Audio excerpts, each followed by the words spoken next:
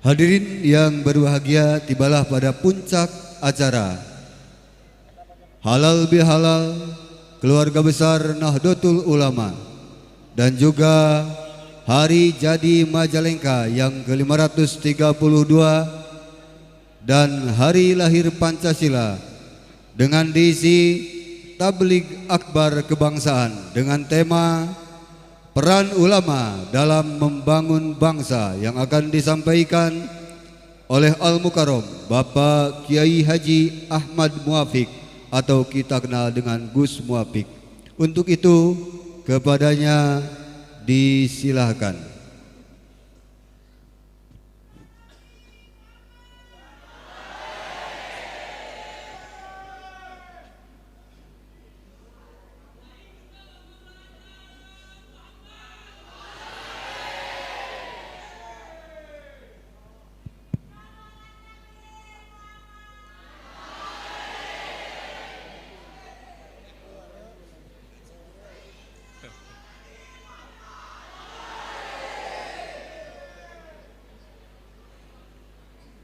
Assalamualaikum warahmatullahi wabarakatuh.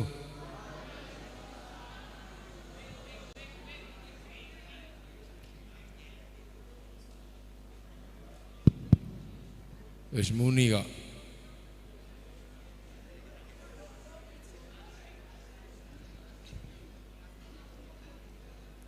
Bismillahirrahmanirrahim. Bismillah, alhamdulillah. Wassalatu wassalamu ala rasulillah Sayyidina Muhammad ibn Abdillah wa ala alihi wa ashabihi wa azwajihi wa dhurriyyatihi wa ahli baitihi wa man tabi'ahum bi ihsan ila yaumil qiyamah. Para alim, para ulama, para kiai, Yai Maman yang kita cintai beserta kiai-kiai yang lain, pengurus Jam'iyah Nahdlatul Ulama, Syuriah, Tanfidiyah, Mustasyar, tokoh-tokoh agama dari organisasi-organisasi yang ada di Majalengka yang saya hormati, jajaran pemerintah Kabupaten Purbalingga yang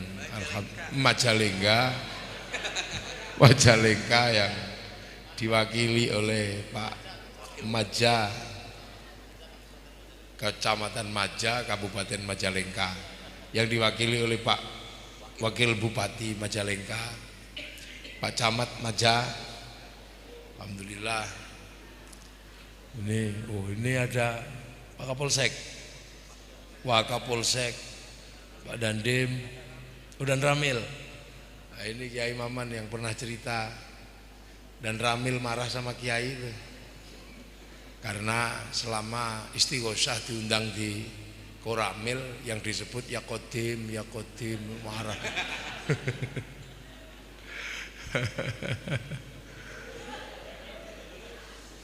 Jadi seluruh hadirin wal hadirat yang berbahagia, ini acaranya Halal Bihalal Nahdlatul Ulama, peran ulama dalam membangun bangsa. Wih, abot ya. Peran ulama. Ini harus diselesaikan dulu konsepnya soalnya. Konsep pertama adalah ulama. Ulama ini di dalam Al-Quran disebut innama yakhsyallaha min ibadihil ulama. Jadi ulama ini bukan teori tanpa konsep, ada konsepnya. Yang kemudian ulama ini disebut sebagai pewaris Nabi. Al-ulama warasatul anbiya. Jadi kalau ulama itu sesungguhnya adalah orang-orang yang takut kepada Allah dan pewaris Nabi. Karena ulama itu pewaris, maka Nahdlatul Ulama itu ketat terkait ulama. NU itu ketat. Dapat warisan dari mana? Itu ketat. Karena apa? Yang disebut ulama itu pewaris. Dapat warisan dari mana? Wong Kiai Maman itu nggak pernah ketemu sama Rasul zaman itu. Kiai-kiai di sini ini Kiai Majalengka. Kok bisa menjadi pewaris Nabi itu? Ketemu Nabi itu kapan? Makanya Nahdlatul Ulama itu agak ketat di situ. Soalnya yang ketemu Nabi itu orang Arab. Sayyidina Abu Bakar, Umar, Utsman, Ali, yang hidup tahun 600. Nah itu pewarisnya Nabi. Jadi pewarisnya Nabi. Makanya sahabat itu bahasanya ya namanya ya Abu Bakar, Umar. Nggak ada sahabat namanya Joni, itu nggak ada. Karena pewaris pertama yang ketemu Rasulullah ya orang Arab. Nah Rasulullah itu usianya cuma 63 tahun.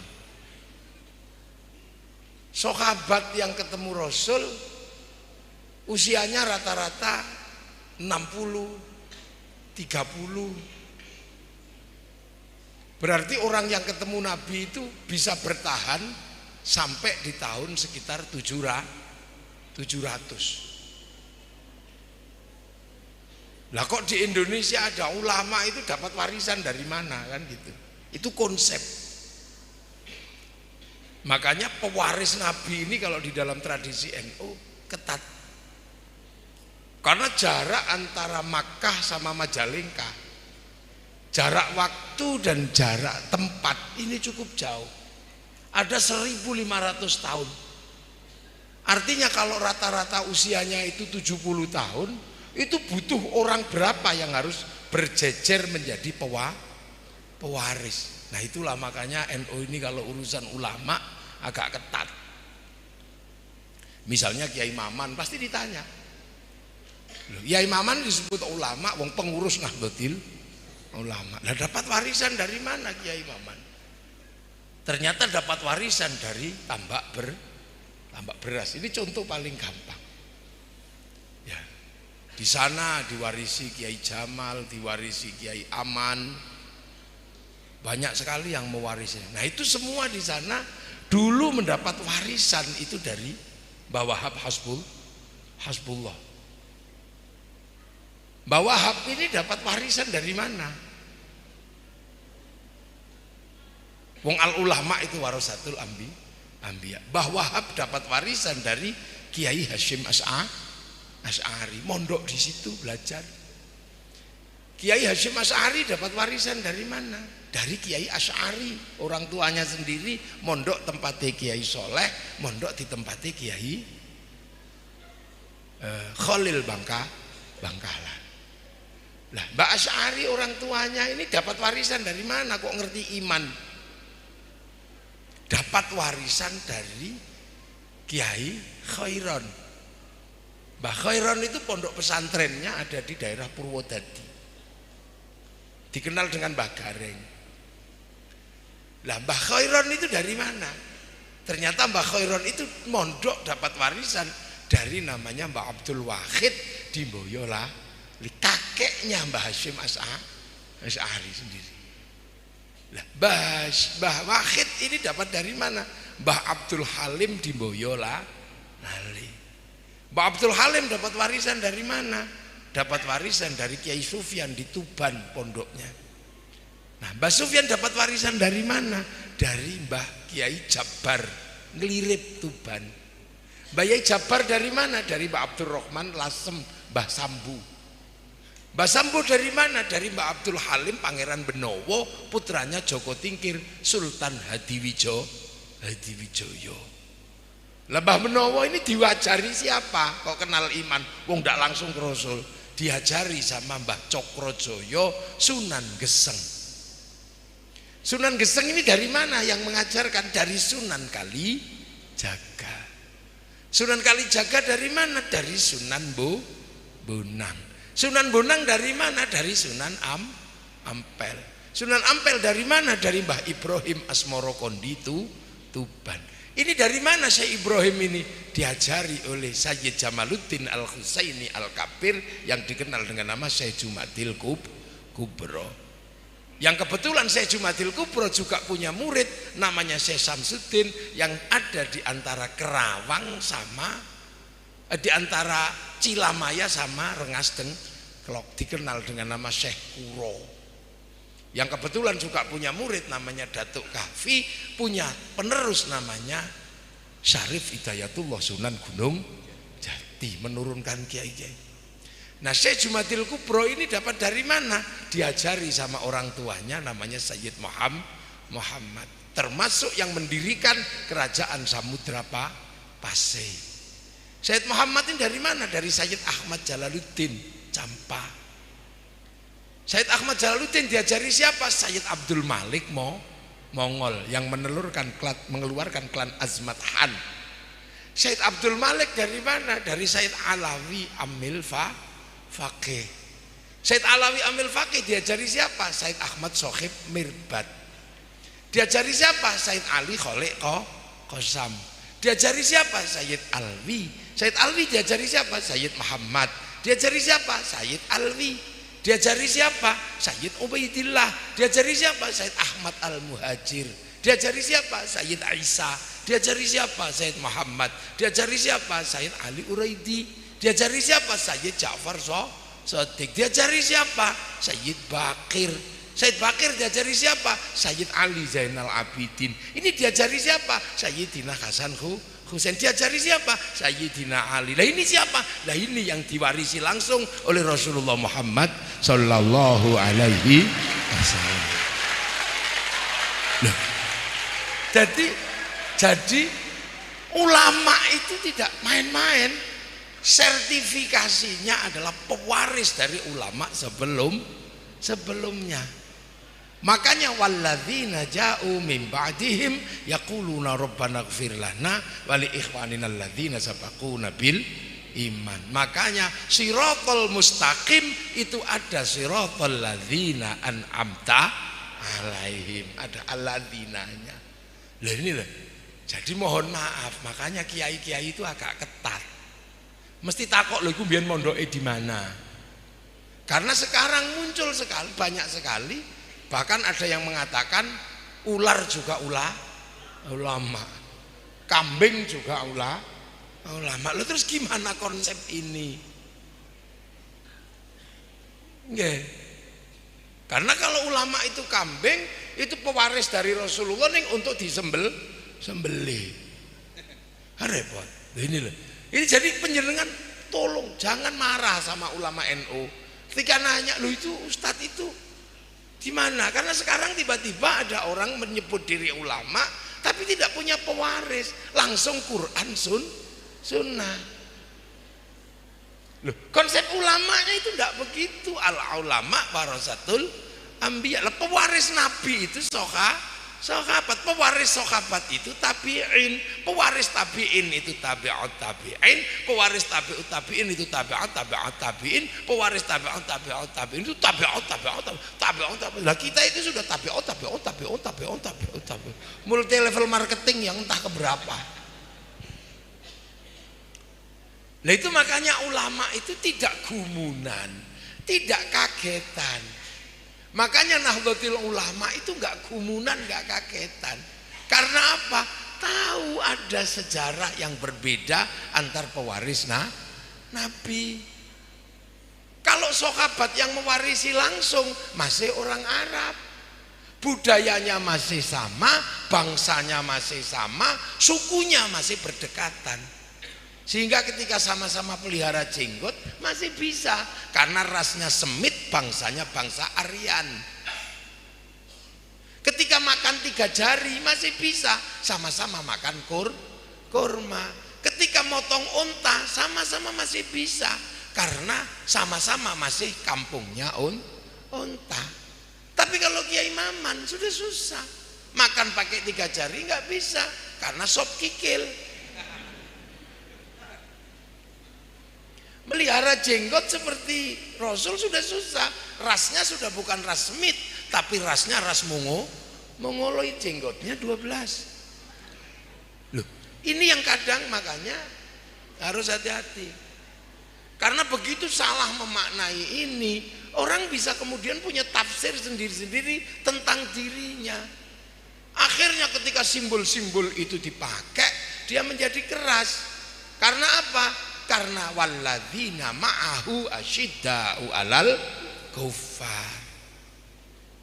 Wa kafa billahi syahida Muhammadur Rasulullah walladzina ma'ahu asyidda'u 'alal kuffar rahama'u bainahum tarahum ruk'an sujada yabtaghuna fadlan minallah wa ridwanan simahum fi wujuhihim min atharis sujud.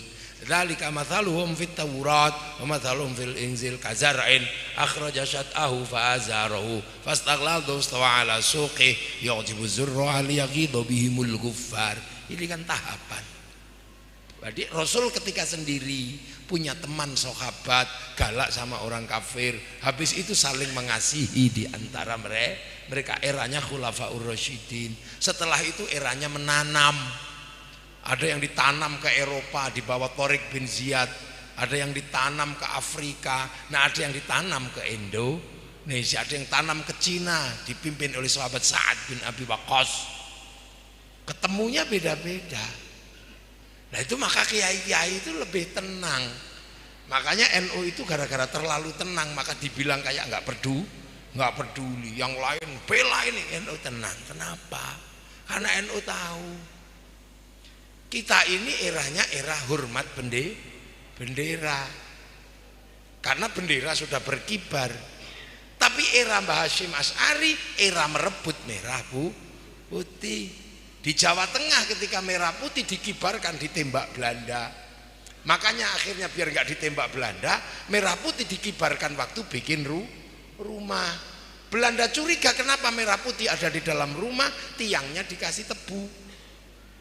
Masih curiga tiangnya dikasih pisang, masih curiga tiangnya dikasih kelapa, masih curiga tiangnya dikasih padi, masih curiga besok para kiai datang bawa makanan. Akhirnya Belanda mikir orang Jawa mau makan aja ribet. Tapi setelah itu makanannya hilang, padi mengering, kelapa rontok, pisang rontok, tebu mengering, yang tersisa tinggal merah putih. Itu model Jawa Tengah. Tapi model Jawa Timur enggak kurang kelamaan begitu. Begitu ada merah putih biru di Hotel Yamato langsung disobek yang biru. Meledaklah resolusi jihad yang kemudian menghasilkan peristiwa 10 November. Jadi 10 November merebut merah putih sebagai simbol harga diri bangsa. Maka ketika kita hormat bendera, itu hormat harga diri bangsa. Belum pernah dalam sejarahnya merah putih direbut untuk disembah. Maka tidak ada hormat bendera itu dalam rangka menyembah bendera. Tapi bagi yang tidak mengerti ini, kadang berpikir merah putih direbut untuk disembah karena mungkin zaman perang nenek moyangnya nggak ikut perang. Tahu itu, oh eranya ini begini, tenang, oh jadi nggak usah ribet. Kemudian di atasnya lagi era ketika ketemu dengan kebudayaan lokal. Bagaimana mengislamkan? Oh pakai wayang, oh pakai angklung. Oh ini terjadi 200 tahun sebelum hari ini, 300 tahun. Oh ini di zamannya Sunan Kalijaga, oh ini di zamannya Syekh Kuro. Menyebut Quran saja kuro. Duh, orang akan tahu ini. Makanya santri itu mengkholi gurunya, akhirnya tahu oh di zaman guruku ini begini. Makanya nggak ribut. Ada wayang nggak ribut. Tapi yang tidak mengerti seolah-olah wayang itu musyrik karena dia nggak ngerti. Seperti di masjid ini, dulu manggil orang untuk pergi ke masjid itu pasti menggunakan beduk karena beduk suaranya keras. Tapi eranya beduk berubah diganti speaker karena speaker lebih keras daripada beduk. Sekarang speaker berhenti, beduk berhenti, orang pergi ke masjid di WA. Jangan mentang-mentang punya WA menyalahkan beduk. Mengelola santri juga harus paham. Dulu kalau nakzir santri ditaruh di dalam kamar, beres sudah, santri pasti tidak bermasalah. Orang kalau menghindari dosa, dulu masuk rumah beres, insya Allah nggak dosa sama sekali. Tapi era sekarang, eranya Kiai Maman, orang di dalam kamar dosanya lebih banyak daripada di luar kamar. Karena apa? Browsing. Dulu orang berdosa kalau pergi ke kali ngintip orang mandi. Sekarang di dalam kamar bisa mencari lebih polos daripada orang mandi. Tinggal ketik aja. Loh, zaman berubah. Nah, setiap zaman berubah. Makanya terhadap apapun kita tidak pernah kaget. Tadi saya sampaikan di masjid sana. Di zamannya eranya para wali. Itu era pertemuan antara bangsa Arab yang sudah bercampur bangsa Campa ketemu dengan bangsa Nusantara. Kalau waktu di sana perbincangan agama itu baru perbincangan agama Yahudi, Nasrani dan Islam. Begitu masuk India sampai sini ketemu dengan Hindu, ketemu dengan Buddha. Ketika Islam itu di Arab, buah-buahan ketemu kurma, tin, zaitun, rumman. Sampai sini ketemu duku, ketemu duren, ketemu pace, ketemu macam-macam. Waktu di Arab memperbincangkan hewan, paling baru ketemu sapi, terus unta, kambing, terus paling dikit-dikit kerbau, kalau ada kayaknya nggak bisa berkubang. Sampai di sini ketemu binatang lebih macam-macam, ada terenggiling, ada garangan, ada apa di sini, kukang, ada macam-macam. Di sana berbicara hantu, baru syaitan sama jin. Begitu sampai sini perbincangan tentang jin itu banyak, ada genderuwo, ada wewe gombel, ada pocong, kuntilanak, suster ngesot, banyak. Lu artinya bahwa Islam itu menemukan titik-titik perbedaan ketika keluar dari tanah Arab. Nah itu terjadi di zaman apa? Di zaman para wali. Kenapa wali yang datang? Yang lain panglima perang, yang ke Eropa panglima perang. Kenapa yang datang ke sini wali? Ini yang sering digugat. Wali tidak ada, banyak yang bilang begitu. Kenapa wali? Karena di sebelum Islam datang, di sini agamanya Hindu. Orang Hindu itu yang boleh ngomong agama itu hanya Brahmana, kasta tertinggi. Kesatria para raja nggak boleh ngomong agama. Kasta Vesya pegawai nggak boleh ngomong agama. Kasta Sudra nggak boleh ngomong agama. Sudra itu petani, pedagang. Makanya kalau ada Islam disebarkan oleh pedagang nggak bisa diterima secara ilmiah karena pedagang itu sudra dan orang Hindu nggak mau diomongi agama oleh orang sudra. Itulah maka kemudian yang bisa mengimbangi Brahmana ini adalah wali.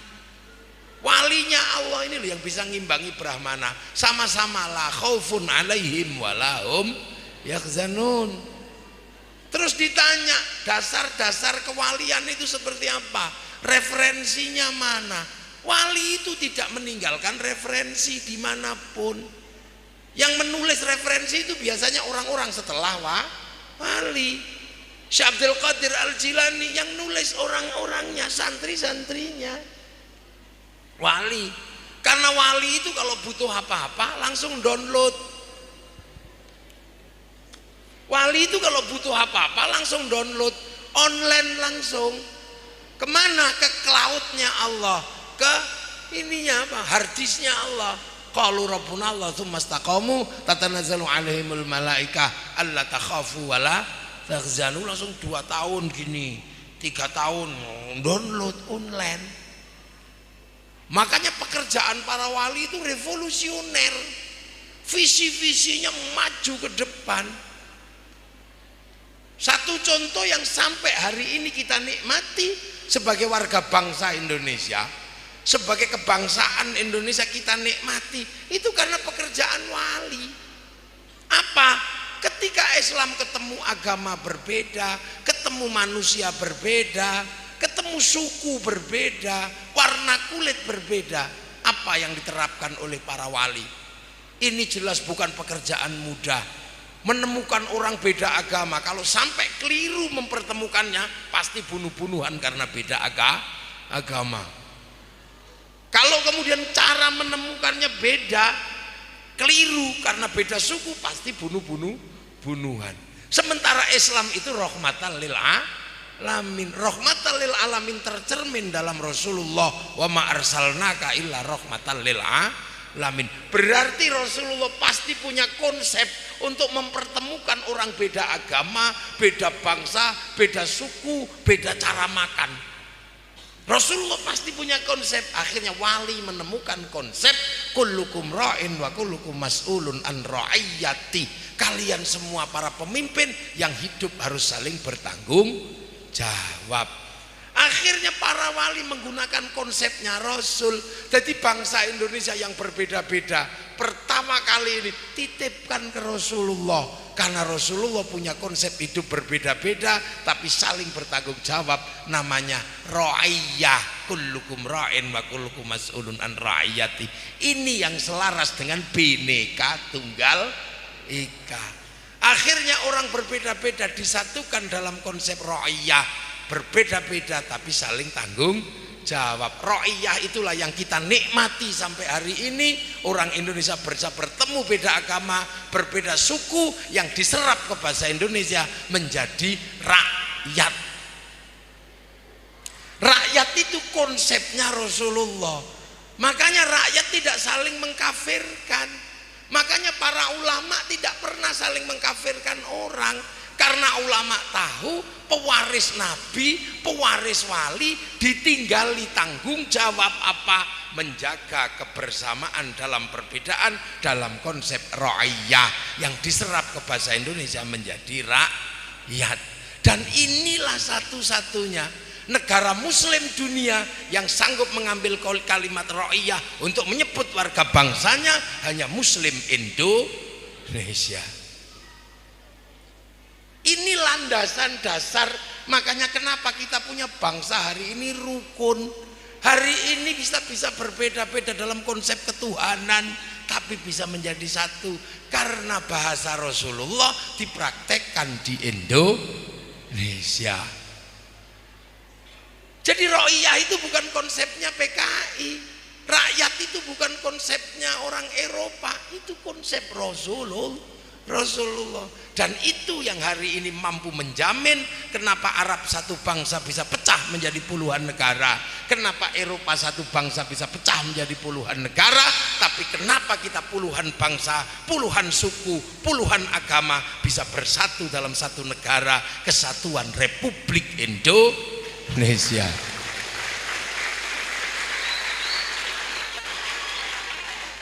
Makanya teritorinya ra'iyah inilah yang akhirnya dikenal dengan wilayah.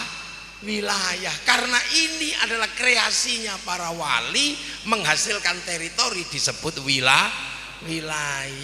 Wilayah dihuni oleh ra'iyah. Ketika bertemu dalam perbedaan membentuk musyarakah yang sekarang dikenal dengan bahasa masyarakat. Ketika terjadi perbedaan, musyarakah atau masyarakat ini mengambil konsep Al-Quran, wasyawirhum fil amri, lahirlah konsep musyawarah. Maka ketika wilayah ini disatukan dalam NKRI, pemimpin tertingginya siapa? Majelis Permusyawaratan Rakyat, Dewan Perwakilan Rakyat. Nah, kita semua punya Kiai Maman Imanul Haq. Jadi keberadaan Kiai Maman dalam konsep Dewan Perwakilan Rakyat adalah tempat yang sesungguhnya dalam bahasa ulama adalah tempat yang syar'i, bukan tempat yang tidak syar'i.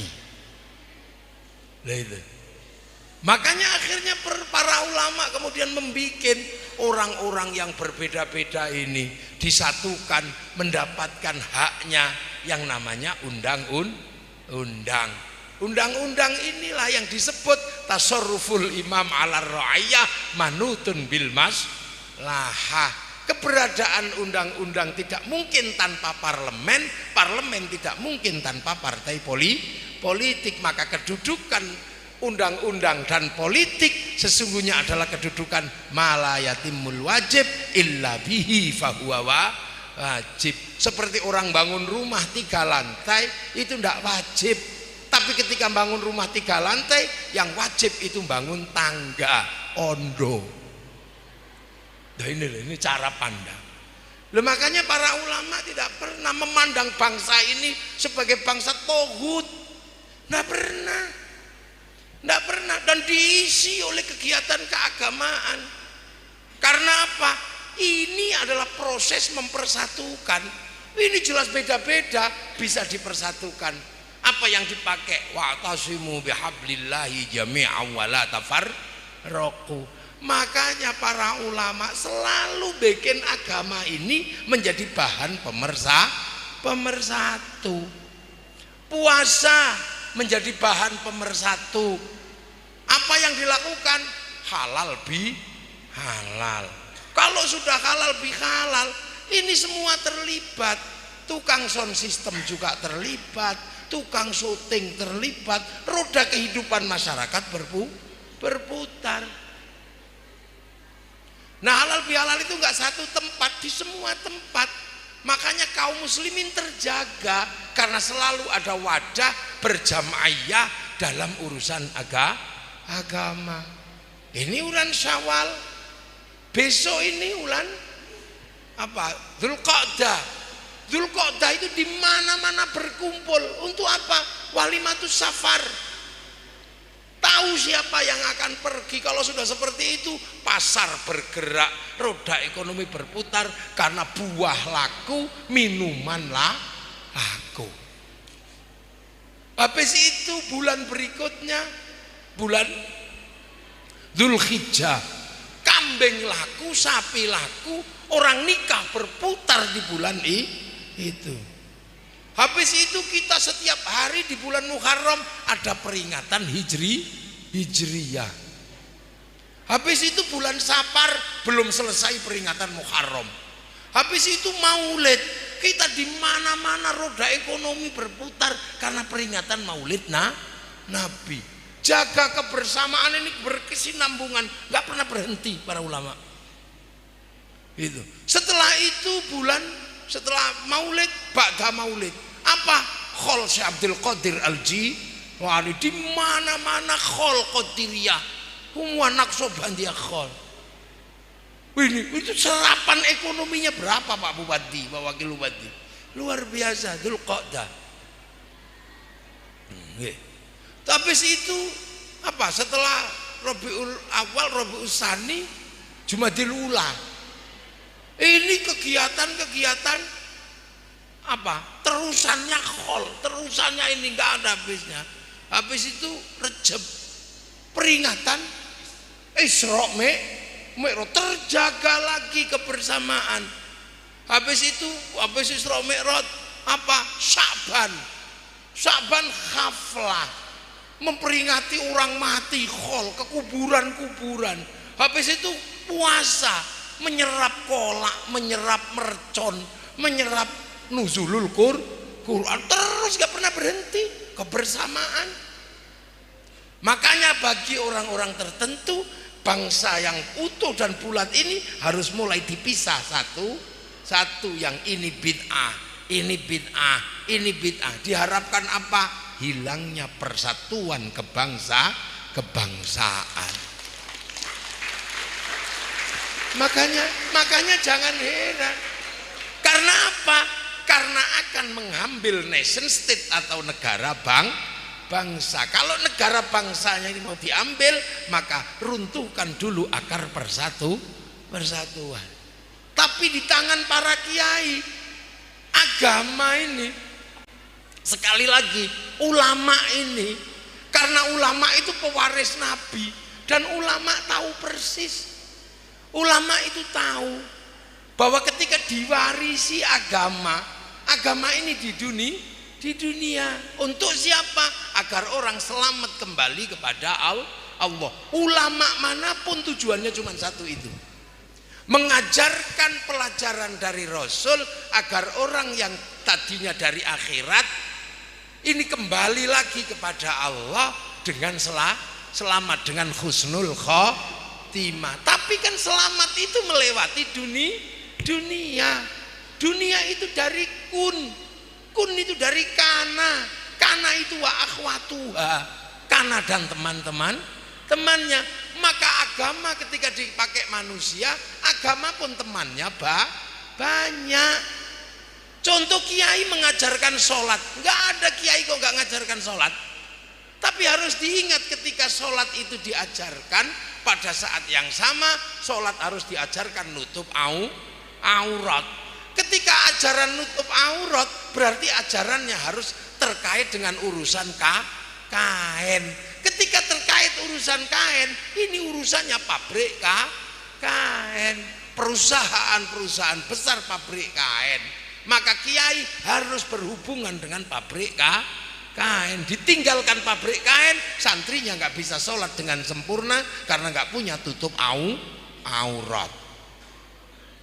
Ketika kiai mengajarkan sholat, pasti mengajarkan toharo. Toharo itu urusannya air itu urusannya sanyo sama pipa. Kiai ngajarkan sholat, tapi sanyo sama pipa diurus sama mas pion. Dunia bikin masjid ini adalah pertemuan antara pasir sama batu yang mempertemukan pabrik semen.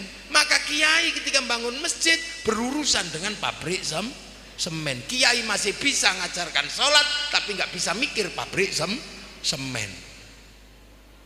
Nah yo, terus apakah sholat itu independen? Nggak bisa. Sholat itu berdiri atas berdirinya yang lain. Haji bisa diajarkan, wong kiai itu tugasnya ngajarin agama. Tapi ketika ngajarin haji, kiai hanya berhenti sampai pada syarat rukun. Wajibnya haji, rukunnya haji. Tapi kalau sudah urusan berangkat ke Mekah, itu urusannya Boeing sama Airbus. Yang ngurus Boeing orang Yahudi, yang urus Airbus orang Yahudi. Makanya kiai jarang berteriak, hancurkan Yahudi, bunuh Yahudi, mati semua, kita pergi haji renang. Loh, makanya jernih para kiai itu. Loh, agama ketika di dunia dia bertemu dengan yang lain. Kita hidup ini pakai makan saja doanya Allahumma barik lana. Kenapa bukan barikli? Kenapa bukan mutakallim wahdah? Kenapa mutakallim ma'al ghair? Karena urusan makanan itu urusan bersama yang lain. Yang masak siapa, yang bikin cobek siapa, yang bikin bumbu siapa, yang bikin rice cooker siapa, yang bikin garam siapa. Orang Majalengka nggak punya garam, yang punya garam orang Indramayu dan Cirebon. Sementara kita nggak pernah ngecek ke sana. Waktu bikin garam, jangan-jangan kencing ditambah garam. Makanya dalam bahasa Jawa, uyah itu dekat sekali dengan uyo. Ya. Loh, nggak bisa kan?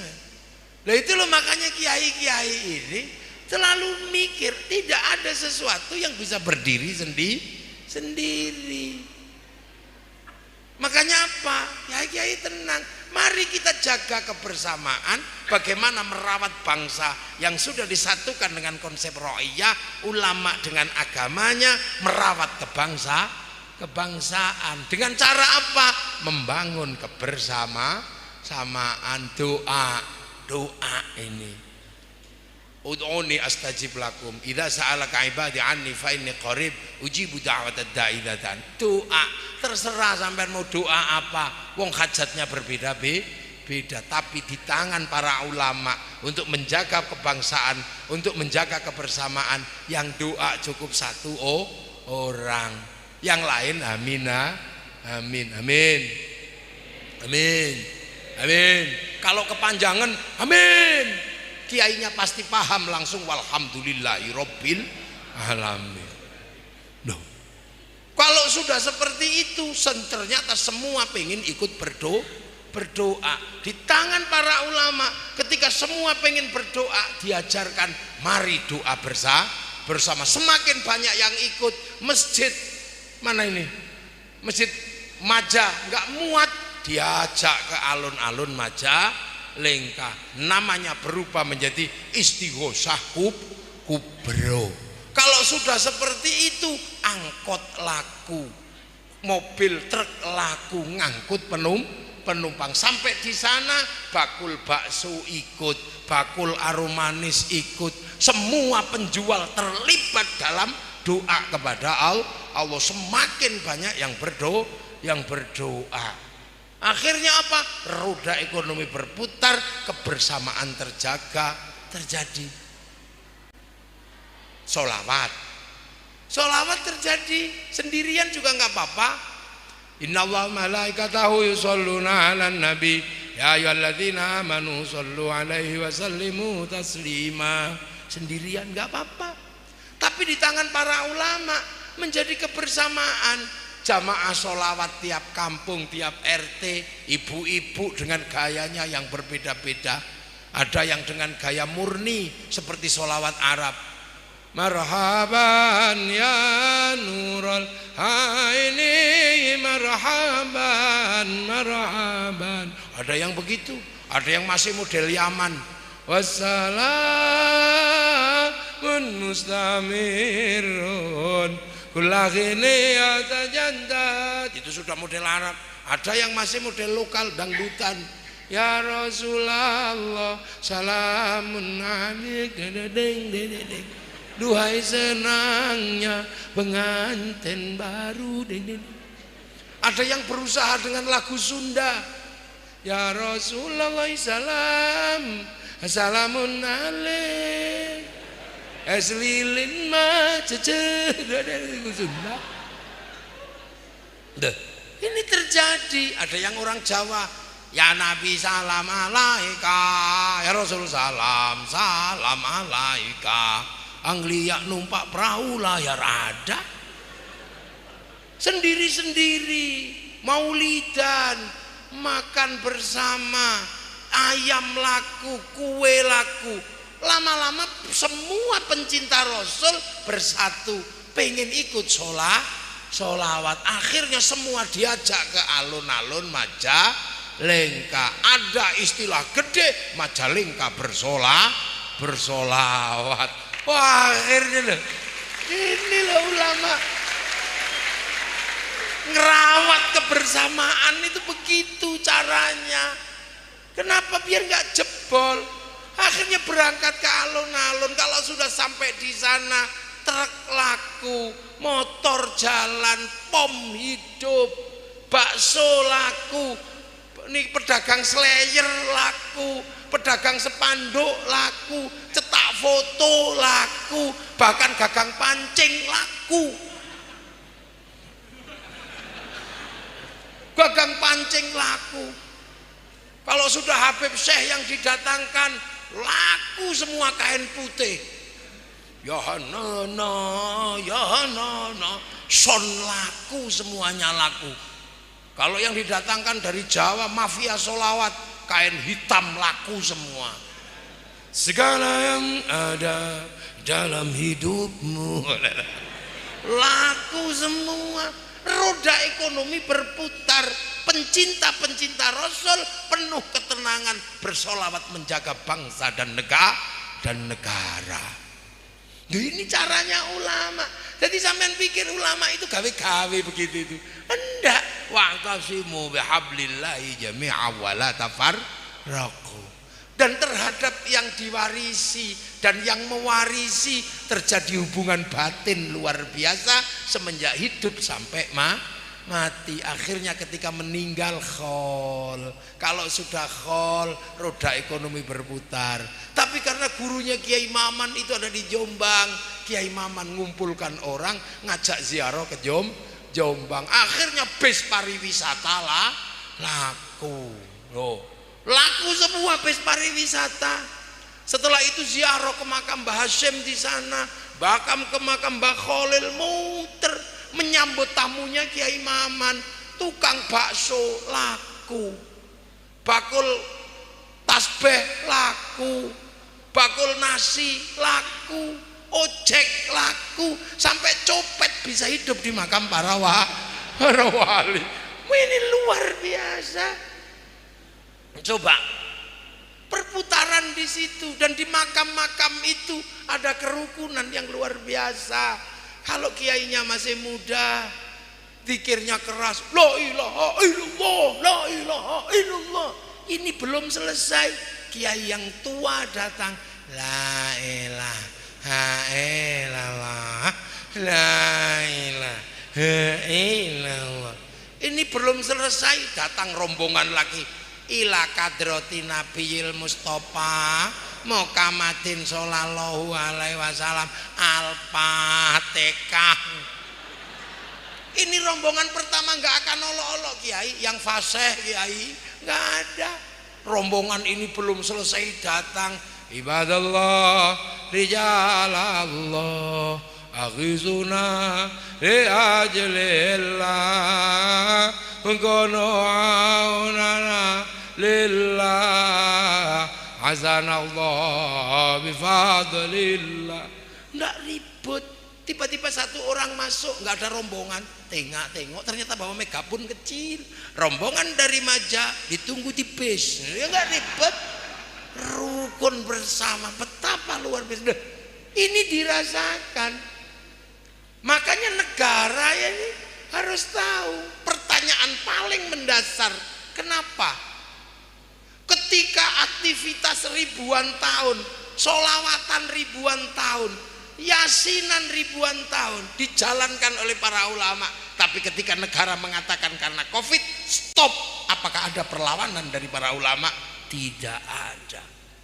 Ini pertanyaan yang harus dijawab.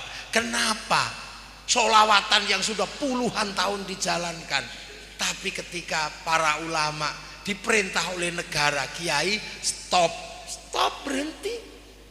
Kiai vaksin. Saya pertama kali divaksin tunggoni presiden, ditunggui sama Presiden Jokowi saya vaksin, karena beliau tahu saya takut suntik.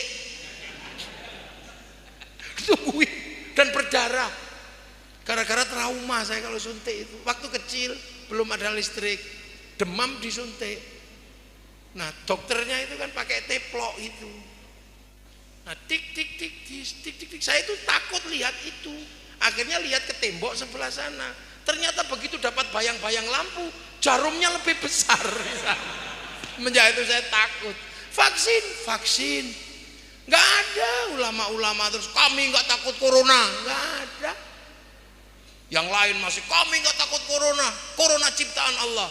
Kiai cuman batin, iya mas, corona ciptaan Allah. Jangan takut corona, takutlah kepada Allah. Tapi Allah itu bikin harimau sama singa. Nggak usah takut harimau dan singa, karena itu ciptaan Allah. Coba tidurlah samping harimau sama singa. Pagi-pagi di mood sudah sampai.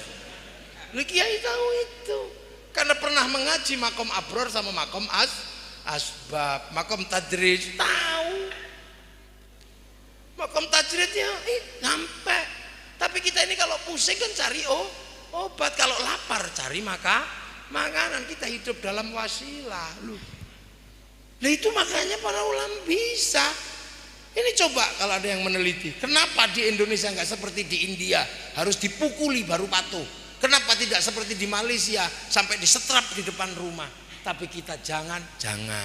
Begitu longgar ngajilah lagi. Karena apa? Kiai punya tanggung jawab tentang kebangsaan, punya prinsip negarawan yang sampai hari ini terjadi dan diwariskan oleh para wali. Coba, ayo dijaga. Begitu nengok makam gurunya di Surabaya, rindu dengan tanah Surabaya, rindu dengan tanah Jombang. Akhirnya orang Majalengka rindu dengan Jombang, rindu dengan Surabaya, rindu dengan makamnya Mbah Khalil di Madura. Di setiap tanah gurunya bersemayam, menghasilkan rasa rindu dan kasih sayang terhadap tanah-tanah itu, akan tumbuh rasa cinta, dan disitulah awal rasa cinta terhadap tanah air, terhadap bangsa dan negara. Makanya tidak ada satupun teroris tumbuh dari santri yang suka ziarah. Yang suka ziarah gak akan pernah marah. Mau ngebom Surabaya nggak berani, ada makamnya Sunan Ampel. Mau ngebom Madura nggak berani, ada makamnya Mbah Khalil Bangkalan. Padahal orang Majalengka. Kalau itu semua terjadi di semua tempat, bangsa akan dicintai, karena tanah-tanah itu akan dicintai dan menjadi landasan cinta tanah air. Ini kerangka berpikir yang sudah diajarkan dari dulu. Kemudian para ulama membatasi. Ada ulama-ulama yang nggak bisa dibatasi, ada ulama-ulama yang bisa dibatasi. Terhadap ulama yang dibatasi nggak ada masalah. Kayak saya ini ulama yang nggak terlalu sakti, bisa dibatasi. Kalau ngaji Gus waktunya udah malam, berhenti saya. Tapi kiai paling sakti, ulama sakti itu siapa? Kalau sudah khutbah Jumat itu paling sakti, nggak ada orang berani interupsi. Tape sudah itu nggak akan ada orang berani. Mau ngomel kayak apa khotib itu, kalau capek paling tinggal tidur. Makanya agar tidak terjadi melampaui batas, maka ulama-ulama NU kalau khutbah dikasih tongkat, karena begitu pegang tongkat dan baca teks pasti sopan karena sambil baca. Terlalu lepas tangan tongkatnya jatuh, lepas teks ditiup kipas angin kertasnya terbang. Makanya kalau khutbah itaqullah wong baca, begitu tongkatnya hilang, begitu teksnya hilang, Jokowi. Mekanisme sosial dilakukan. Nah, itu cara ulama ngerawat bangsa.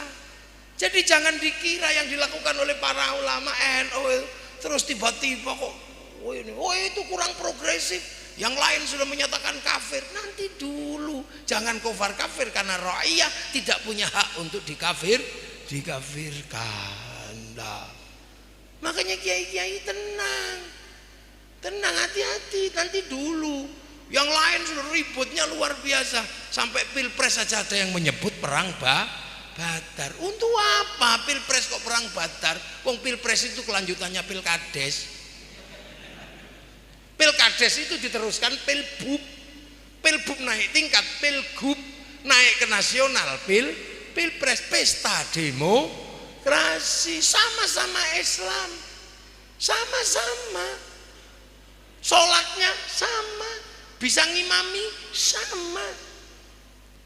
Gitu. Di belakang Pak Prabowo ada para ulama, di belakang Pak Jokowi ada para ulama, bahkan Kiai Maman di belakang Pak Jokowi. Loh, apa bedanya?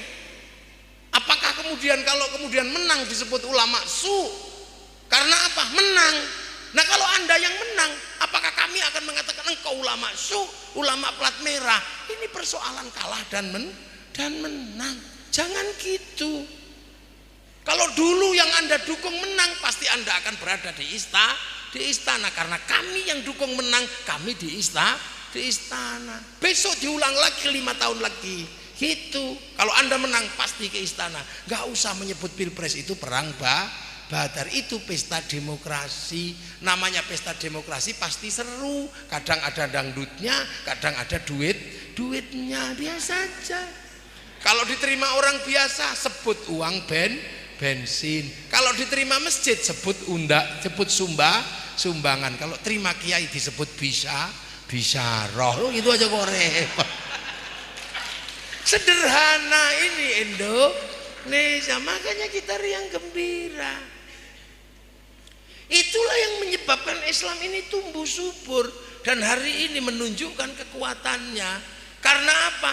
Terjaga oleh ulama-ulama yang sanad ilmunya masih ada dari waktu ke waktu sambung kepada Rasulullah. Sehingga tahu di zaman wali seperti apa. Tapi karena nggak ngerti, tiba-tiba kemudian kita kaum muslimin tertindas, kita kaum muslimin ini ditindas. Entar dulu, negeri ini negeri tauhid. Pasti kamu tidak mengenal sejarah wali. Kalau tahu sejarah wali, tahu betapa beratnya masukkan Islam ke Indonesia. Kita bukan negara antah berantah. Ketika Islam masuk, kita bukan negara miskin, kita bukan negara bodoh. Kita punya bangsa terkuat di dunia, namanya Majapahit, namanya Pajajaran, namanya Sriwijaya. Bahkan sebelum itu Kertanegara dengan kerajaan Singasari mampu menaklukkan Mongolia, bangsa penakluk Arab, bangsa penakluk Eropa, bangsa penakluk Cina ditaklukkan oleh bangsa di Nusantara. Jadi jangan bayangin tiba-tiba kok negeri kita jahiliyah. Itu negeri apa, ngomong apa lo? Hati-hati, maka kita belajar zaman wali itu kita udah kuat. Majapahit itu rajanya kalau makan, Pajajaran rajanya kalau makan, tempat makannya nggak dicuci, langsung dibuang ke sungai. Betapa kayanya, nggak ada seksi bersih-bersih, nggak ada, buang aja. Buang aja. Makanya kita punya cerita yang sama dengan bangsa yang berbeda. Orang Arab punya kisah cinta yang terkenal namanya Kais dan Laila. Orang Cina punya Sampai Engtai. Ya, orang Eropa punya Romeo Juliet. Kita punya banyak kisah cinta yang sama. Di Majalengka ada cerita apa? Ada cerita di Sunda, ada cerita Dayang Sumbi, ada cerita Ande-Ande Lumut, ada cerita banyak. Sana punya orang kuat namanya Sam'on, Eropa punya orang kuat namanya Samson, kita punya orang kuat namanya Sang Kuryang, kita punya orang kuat namanya Bantung Bondowoso, kita punya orang kuat namanya Sipahit Lidah. Orang Eropa punya cerita ibu tiri yang kejam dalam kisah Cinderella, kita juga punya bawang putih, bawang merah. Kalau di sana ada cerita binatang bisa ngomong namanya kura-kura ninja, kita punya binatang bisa ngomong kancil nyolong timun. Nah, apa yang bedakan? Bangsa kita sama. Semua bangsa punya cara bersenandung. Orang Arab ketika bersenandung menggunakan terbang sebagai pengiringnya dan alat musiknya. Membuat terbang tidak terlalu sulit karena tinggal potong kayu, tutup dengan kulit kambing, dipaku jadi terbang. Orang Eropa kalau bersenandung dengan gitar, membuat gitar tidak terlalu sulit, kayu dipipihkan, kasih tali, kasih fret, bisa berbunyi.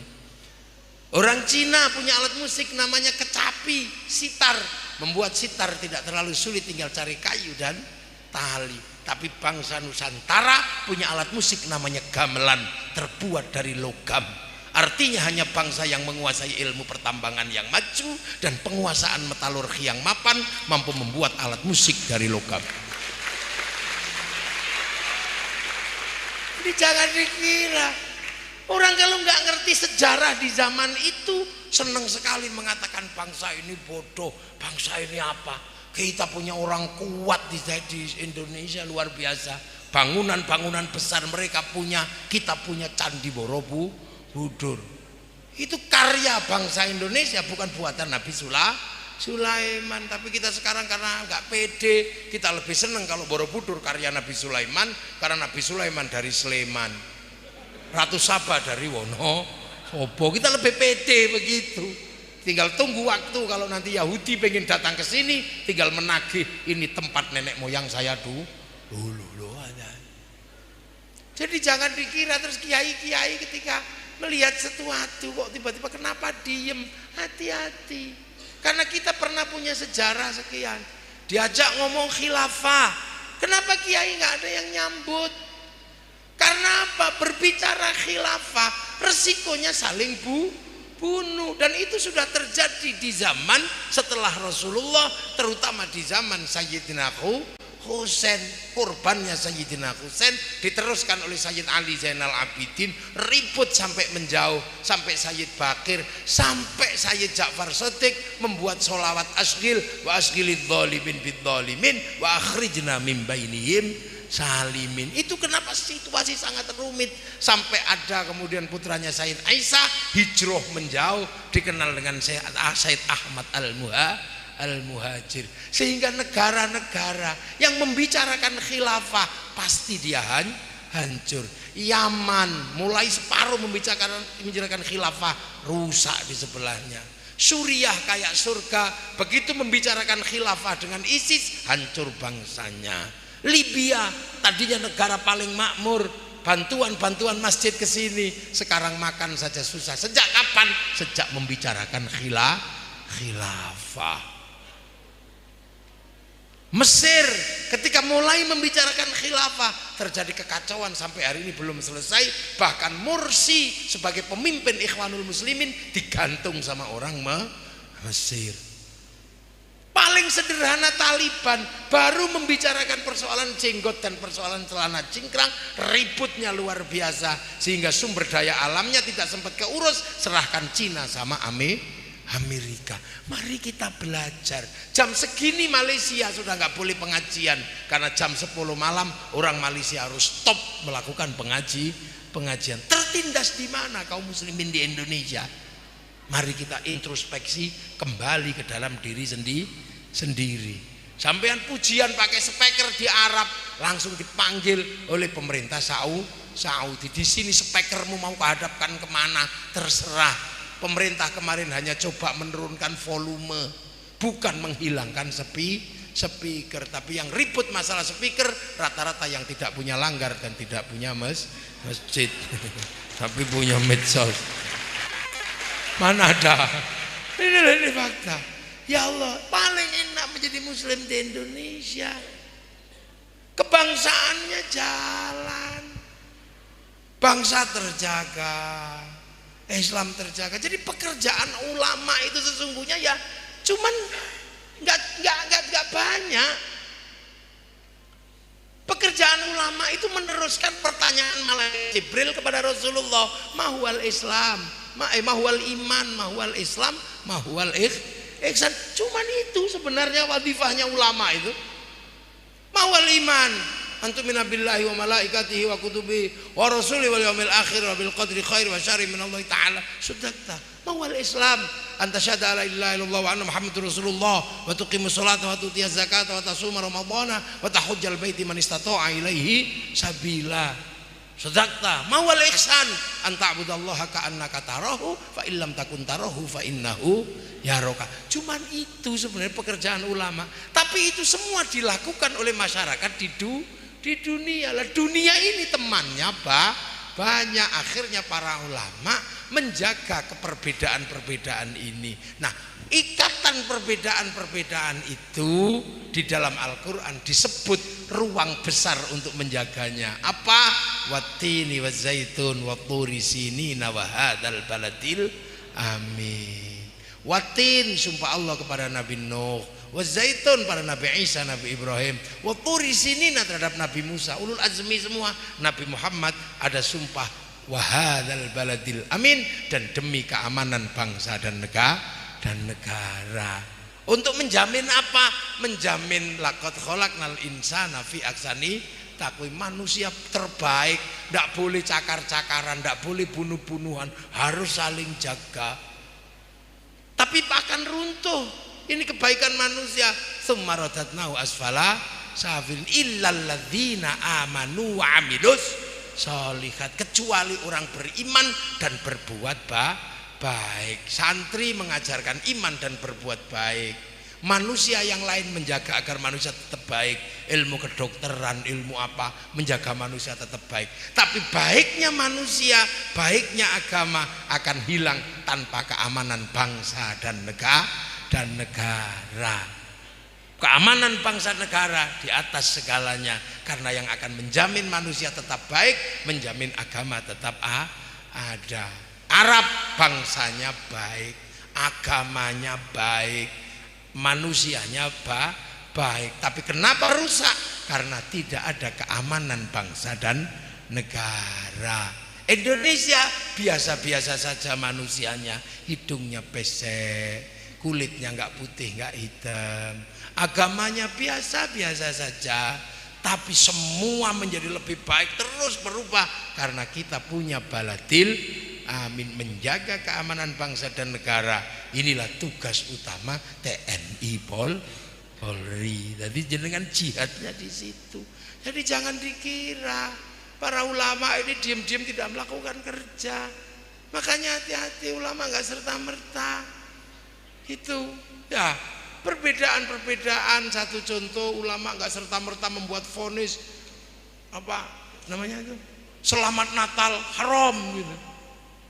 Indonesia itu selamat Natal itu sudah menjadi bahasa persaudaraan, karena kalau yang Nasrani menyebut Islam selamat Idul Fitri. Kalau selamat Natal menjadi musyrik, berarti selamat Idul Fitri menjadi murtad. Berarti kalau hari raya Lebaran banyak sekali orang Islam orang Kristen masuk Islam, karena sampai mal-mal juga menampilkan selamat Idul Fitri loh itu loh. Tapi kalau Anda ngotot nggak apa-apa, tapi saya minta Anda istiqomah. Kalau sudah mengatakan bahwa selamat Natal itu adalah tidak boleh, maka harus jaga anak istri, jangan ke mall untuk beli makanan, beli pakaian saat diskon Natal.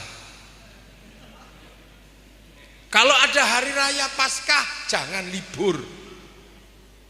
Jangan menggunakan kalender Masehi, karena kalender Hijriyah ada semenjak zaman Sayyidina Umar. Sebelum itu kalender apa? Kalender Rasulullah, kalender Masehi.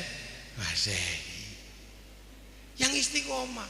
Kalau Anda mengatakan bank itu haram, nggak apa-apa. Kiai ntar dulu. Kalau riba, semua sepakat bahwa riba itu haram. Akan tetapi kalau bank itu haram nanti dulu, karena resikonya gede. Tapi gak apa-apa kalau Anda istiqomah mengatakan bank haram, berarti Anda harus istiqomah jangan pernah pakai uang, karena seluruh uang ciptaan bank. Gak ada uang produksi KUD. Pergi haji jangan pakai bank, langsung kasih pilot. Baca Quran hati-hati, karena seluruh Quran sebelum dibeli negara percetakannya utang bank. Loh ya, hati-hati. Rokok haram nanti dulu. Loh, karena rokok itu kalau haram ada konsekuensinya. 175 triliun cukai rokok masuk APBN. Kalau rokoknya haram, cukainya haram. Masuk APBN, APBN-nya haram. Untuk bangun jalan-jalannya haram. Makanya orang kalau mengharamkan rokok, dosa lewat jalannya pemerintah. Nah, ini hukum berkelanjutan. Jadi jangan. Makanya kalau ikut kiai itu tenang, karena konsepnya utuh. Nahdlatul Ulama utuh. Nah, karena apa? Selalu diajarkan bahwa kita ini menjadi muslim di tangan para ulama, dan kita ini hidup di zaman para ulama, bukan hidup di zaman sahabat, bukan hidup di zaman wali. Maka agar kita tidak lupa bahwa kita adalah generasinya para ulama, maka organisasinya disebut Nahdlatul Ulama, bukan Nahdlatul Sahabat, bukan Nahdlatul Tabi'in, tapi Nahdlatul Ulama. Loh, jadi ulama itu bukan konsep kosong, ulama itu ada konsepnya. Jadi jangan sembrono. Lah kalau kiai, lah itu baru agak bebas dikit wong kiai. Kadang jadi kebu Kiai Slamet, kadang jadi tombak Kiai Pleret. Itu enak. Makanya orang-orang dulu menyebut ajengan kiai. Itu bahasa Jawa, bukan bahasa Arab. Makanya kalau kiai ngumpul nggak bisa dijamakkan kuyaha, nggak bisa. Anak kiai Gus kok terus gawakis, nggak bisa. Wong dia bukan bahasa Arab. Nah, ini konsep dasar. Makanya pemerintah mestinya apa? Membangun caranya para ulama, membantu caranya ulama. Sampai kapanpun kalau cara ulama ini dipertahankan, bangsa akan damai, akan tentram. Maka Pak Wakil Bupati Kiai Maman berikan anggaran yang longgar kepada pesantren dan para ulama. Lama. Loh itu. Dan loh itu kan anggaran, makanya negara menganggarkan guru-guru ngaji. Tapi kalau ketemu guru ngaji sampai ajarkan, kapan sampean ngekholi gurunya? Wah kita nggak pakai guru, ini mesti konslet itu nanti. Orang Majalengka nggak punya listrik, yang punya listrik orang Jatiluhur sana, ya kan? Makanya dari sana pasang tiang, pasang trafo, tiang trafo sampai Majalengka, kemudian per paket masuk ke dalam rumah. Butuhnya 300, apa butuhnya 600. Walaupun tahu di garis besar jalur jalan itu ada listriknya, jangan masukkan colokan listrik ke situ, meledos TV-mu. Sekarang kenapa banyak orang meledos? Karena tidak menggunakan teorinya para ulama. Amma ba'du. Mukaddimah. Loh kan ini mukaddimah aja saya. Ya mukaddimah tadi itu kan belum amma ba'du saya. Loh kiai itu kalau ngaji ya mukaddimah selesai amma ba'du lah, ini baru amma ba'du, ini baru mukaddimah. Loh belum mulai ngaji saya, ini baru pemanasan aja. Loh iya, ini kita baru pemanasan. Makanya tenang aja, ini jam berapa Ki? Masa? Saya gak bawa jam. Wah, jam 11 22.51 ya sedengan lah ya. Gitu. Makanya kita ini hari ini merasakan betul kaum muslimin di Afghanistan sekarang situasinya sulit, kaum muslimin di tempat lain sulit. Di sini berkembang menjadi kekuatan besar. Haji paling panjang antriannya dari Indonesia sampai 40 tahun. Negara mana haji kok antri 40 tahun kalau bukan Indonesia? Ya bisa 40 tahun itu terus seusia 40 nanti berangkat tahun usia 80. Kalau daftar usia 20 berarti akan berangkat usia 60. Padahal orang usia 20 belum kepikiran haji, baru kepikiran nikah, kawin. Nah, jadi ini kembali lagi bahwa kita ini dibangun oleh para ulama menggunakan mekanisme keulamaan untuk apa? Memberikan kontribusi kepada bangsa. Itulah mungkin yang bisa saya sampaikan.